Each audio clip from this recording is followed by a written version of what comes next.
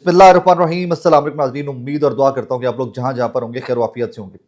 नाज़रीन, we all know that कि किस तरह इस हुकूमत ने 26वीं आईनी तरमीम के बाद जुडिशरी को कंट्रोल करने की कोशिश की और किस तरह कर भी ली जुडिशरी। इसको let's be honest about it कि अब आप जुडिशरी की पास जो है किस तरह कन्फाइन कर दी गई है, किस तरह पर काट दिए गए हैं और कैसे कुछ अपराइट जजेस जो हैं वो आज भी स्ट्रगल कर रहे हैं कि इस जुडिशरी को जिंदा रखा जा सके, लोगों का इस निज़ाम अदल से यकीन ना उठ जाए। लेकिन लगता ये है कि उन जजेस की काविशें भी, उनकी मेहनतें भी बहुत ज़्यादा रंग नहीं ला रही।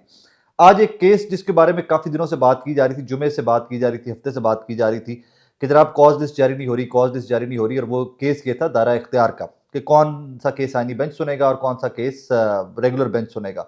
मंसूर अली शाह साहब, अकील अब्बासी साहब, आयशा मलिक साहिबा, तीन जजेस आज और मद्दे मुकाबिल या वर्सेस जो पावर का इस टाइम पे फड्डा चल रहा है वो जनाब अमीरुद्दीन खान साहब और याहिया अफरीदी साहब एक साइड के ऊपर और मंसूर अली शाह साहब और अकील अब्बासी साहब और आयशा मलिक साहबा एक साइड के ऊपर, क्योंकि बेंच इन तीन के ऊपर मुश्तमिल था।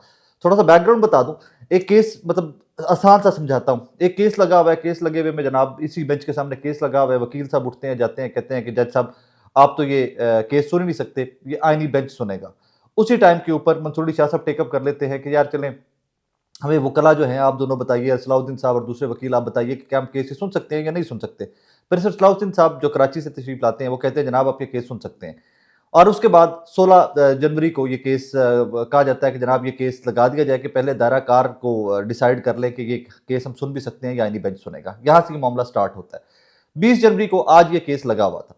इसके ऊपर 2-3 व्लॉग्स पहले भी आ चुके थे। कुछ सहाफियों ने शोर मचाना स्टार्ट कर दिया था कि जनाब कॉज लिस्ट जारी नहीं हो रही, दायरा कार का जो केस है कि क्या ये केस सुप्रीम कोर्ट के अंदर आईनी बेंच सुनेगा या रेगुलर बेंच सुन सकता है, इसके ऊपर कॉज लिस्ट जारी नहीं हुई है। अब इनमें तीन जजेस थे इस बेंच के अंदर, मंसूर अली शाह साहब, अकील अब्बासी साहब और आयशा मलिक साहिबा।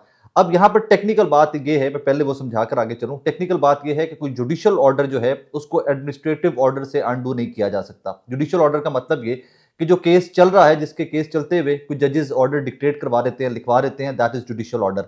एडमिनिस्ट्रेटिव ऑर्डर ये है कि कमेटी जो बनी होती है वो पीछे बैठकर बैकएंड के ऊपर बैठकर कोई इंतजामी ऑर्डर करती है, वहां पर बैठकर केस डिसाइड कर, वो कॉज लिस्ट डिसाइड करती है एंड ऑल दैट, तो वो दैट इज एडमिनिस्ट्रेटिव ऑर्डर। किसी भी जुडिशियल ऑर्डर को लॉ का ये कहता है किसी भी जुडिशियल ऑर्डर को एडमिनिस्ट्रेटिव ऑर्डर अनडू नहीं कर सकता। लिहाजा इन तीन जजेस ने ये 20 जनवरी के लिए केस लगाया कि जनाब इसी का आगे हम पहले देख लें दायरा इख्तियार क्या है। अब आज ये केस लगा हुआ था और जब केस लगे हुए को आज जजेस सुबह 9:30, 9:35, 36 के ऊपर कमरा अदालत में पहुंचे हैं तीनों। मंसूर अली शाह साहब मिडिल में बैठे हैं, दोनों बाकी जजेस जो उनके कलीग्स वो राइट लेफ्ट बैठे हैं। तो उसके बाद जस्टिस सलाउद्दीन जो कराची से आए वो तशरीफ लाते हैं, रोस्टरम पर आकर बताते हैं जनाब के ये केस तो कॉज लिस्ट में है ही नहीं, डी लिस्ट कर दिया गया है। अब इसके ऊपर जजेस ने एक दूसरे की तरफ देखा, हैरानी हुई कि जनाब ये कैसे पॉसिबल है कि हमने केस लगाया और 20 जनवरी को और केस अनलिस्ट हो जाए। उसके ऊपर फिर फड्डा पड़ता है जनाब, बुलाए जी एडिशनल रजिस्ट्रार को, वो नहीं आते, डिप्टी रजिस्ट्रार आ जाते हैं। डिप्टी रजिस्ट्रार आते हैं तो उससे पूछा जाता है कि जनाब किस तरह आपने ये केस अनलिस्ट कर दिया, कॉज लिस्ट से उड़ा दिया एंड एवरीथिंग।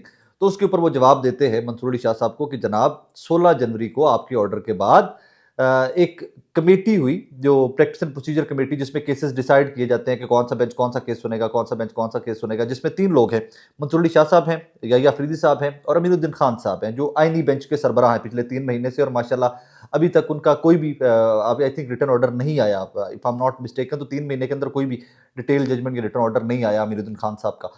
एनीवेज, के तीन लोग हैं, इन तीनों लोगों ने बैठकर डिसाइड करना होता है कि केस कौन सा बेंच सुनेगा। तो इसमें मंसूर अली शाह साहब को इल्म में लाए बगैर, उनको बताए बगैर, सीनियर प्यूनी जज को इन्फॉर्म किए बगैर कहा जाता है, बताया जाता है डिप्टी रजिस्ट्रार की जानिब से, गुलजार साहब की जानिब से कि जनाब ये जो केस है ये डिलिस्ट कर दिया गया था। अब इस पर कहानी सिर्फ एक वो टेक्निकल नुकता जिस पर मैंने पहले बात की है, इसमें टेक्निकल नुकता सिर्फ एक था कि एडमिनिस्ट्रेटिव ऑर्डर जुडिशियल ऑर्डर को अनडू कैसे कर सकता है। और इसके ऊपर फिर फड्डा बढ़ता गया है, फड्डा बढ़ता गया है और यहाँ पर शो कॉज नोटिस अपने ही स्टाफ को, एडिशनल रजिस्ट्रार को जस्टिस मंसूर अली शाह साहब वाले बेंच ने जारी कर दिया है कि जनाब आइए जरा आप कल बताइए हमें कि व्हाट हैज हैपेंड जरा। अब इसके ऊपर मजे की बात यह है कि जब मंसूर अली शाह साहब ने, आयशा मलिक साहब ने पूछा कि यार हमें वो मीटिंग मिनट्स दे दो ना, चलो। मंसूर अली शाह साहब ने कहा ठीक है, मैं अगर मुझे नहीं बुलाया गया, तीन जजेस होते हैं, दो ने बैठकर फैसला कर लिया, ठीक है, मुझे दिखाओ कि वो कहाँ पर है ऑर्डर जिसकी तुम बात कर रहे हो कि 16 जनवरी के बाद प्रैक्टिस एंड प्रोसीजर कमेटी की मीटिंग हुई थी जिसमें अमीरुद्दीन खान साहब और याहिया अफरीदी साहब से, तो मुझे वो ऑर्डर दिखा दो। वो जाते हैं डिप्टी रजिस्ट्रार साहब, वो इतनी बड़ी फाइलों का परंदा लाकर आगे रख देते हैं, लेकिन रिटन ऑर्डर नहीं दिखाते, क्योंकि रिटन ऑर्डर था ही कोई नहीं उस पे एट दिस मोमेंट। वो बार बार देखते रहे, फिर एक पेपर उस फाइल में से पढ़कर या एक सफ़ा पढ़कर कहते हैं कि जो कोर्ट रूम के अंदर रिपोर्टर मौजूद है, कहते हैं आयशा मलिक साहिबा, जस्टिस आयशा मलिक साहिबा बहुत बरहम हुई हैं।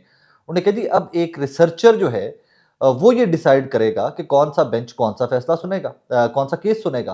That is how supreme court is being run. यहाँ पर बड़ी मोटी सी बात है, इन तीनों जजेस के ऊपर कभी क्वेश्चन मार्क नहीं आया। हाँ, एक टाइम के ऊपर जस्टिस मंसूरी शाह साहब के ऊपर क्वेश्चन मार्क जरूर आया। वो टाइम ये था कि जब 26वीं यानी तरमीम हो रही थी, तो लोग बार बार कहते थे कि अब जस्टिस मंसूरी शाह साहब को रिजाइन कर देना चाहिए, क्योंकि उनके जूनियर्स को उठाकर चीफ जस्टिस बना दिया, अन्य बेंच का सरबराह बना दिया, तो उनको रिजाइन कर देना चाहिए। एक टाइम के ऊपर मंसूरी शाह साहब बहुत वाइडली डिस्कस हुए।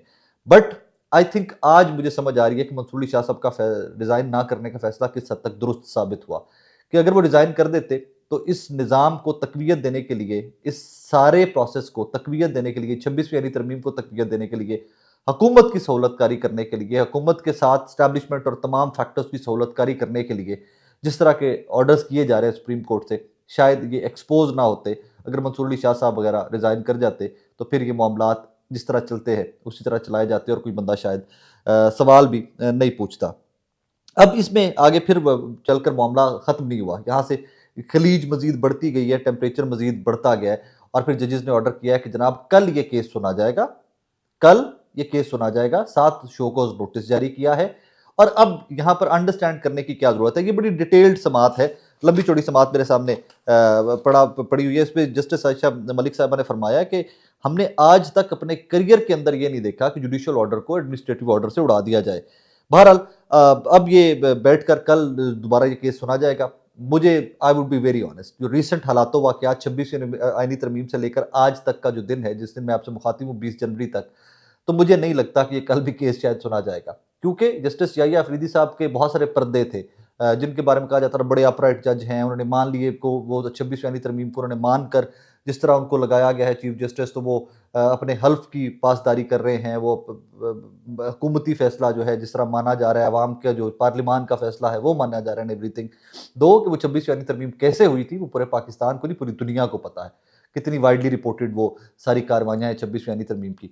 तो अब यहाँ पर इट्स वेरी अनफॉर्चुनेट, बड़ा दुख होता है कि बहुत बड़े बड़े किरदार के लोग, बज़ाहिर बड़े बड़े किरदार के लोग किस तरह बुरी तरह एक्सपोज हो जाते हैं। एंड ऑफ द डे खुलकर जब वो सामने आते हैं, उनके किरदार सामने आते हैं, तो मायूसियाँ और बढ़ जाती हैं। लेकिन एट द सेम टाइम खुशी इस चीज़ की भी होनी चाहिए आपको और मुझे कि अकील अब्बासी साहब, आयशा मलिक साहिबा, मंसूर अली शाह साहब और बहुत सारे जजेस अभी इस तरह के मौजूद हैं कि जो कम अज़ कम कुछ ज़्यादा कर नहीं सकेंगे, लेकिन सिस्टम को एक्सपोज ज़रूर करते रहेंगे। उनके एक्शंस, उनके रिमार्क्स सिस्टम को एक्सपोज ज़रूर करते रहेंगे।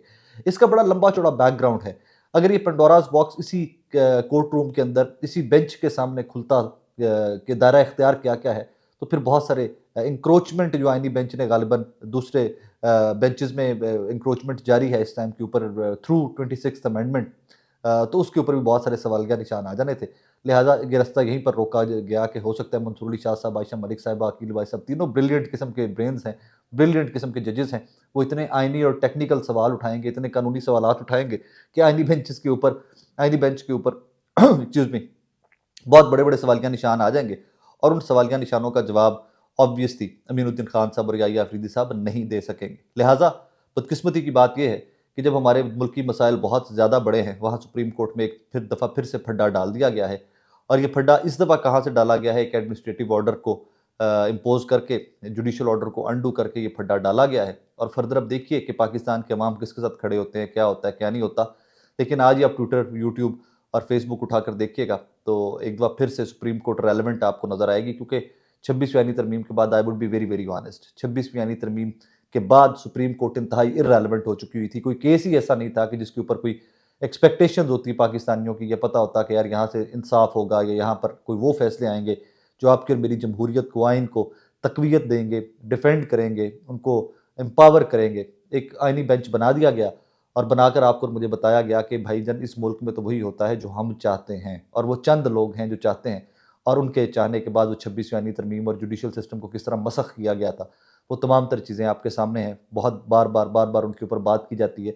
बच्चे बच्चे को पता है कि 26वीं यानी तरमीम कैसे हुई, बच्चे बच्चे को पता है कि यानी बेंच कैसे बना, बच्चे बच्चे को पता है कि याहिया अफरीदी साहब चीफ जस्टिस ऑफ पाकिस्तान कैसे बने। अब कहानी ये है कि बड़ी खबरें या अफरीदी साहब के चीफ जस्टिस बनने के बाद सुप्रीम कोर्ट से ये आती हैं एक्सक्यूज मी, कि जनाब पार्किंग का रूट चेंज करने के ऊपर उन्होंने दौरा किया, और इस तरह की बड़ी खबरें अब रह गई हुई हैं सुप्रीम कोर्ट के अंदर। जाते जाते एक जुमला मुझे भी किसी ने लिखा हुआ था, मैं नहीं जानता, शायद अहमद बड़ाई साहब ने लिखा था या मरीम नवाज़ खान साहब ने लिखा हुआ था आज एक जुमला कहीं पर, कि आप 1001 इख्तलाफ कीजिए जनाब जो पिछले काजी फ़ाइज़ साहब जो पिछले चीफ जस्टिस थे, लेकिन उन्होंने जो भी किया वो डंके की चोट पर किया और खुल कर किया, लेकिन यहाँ पर तो कार्रवाइयाँ छुप कर डाली जा रही हैं।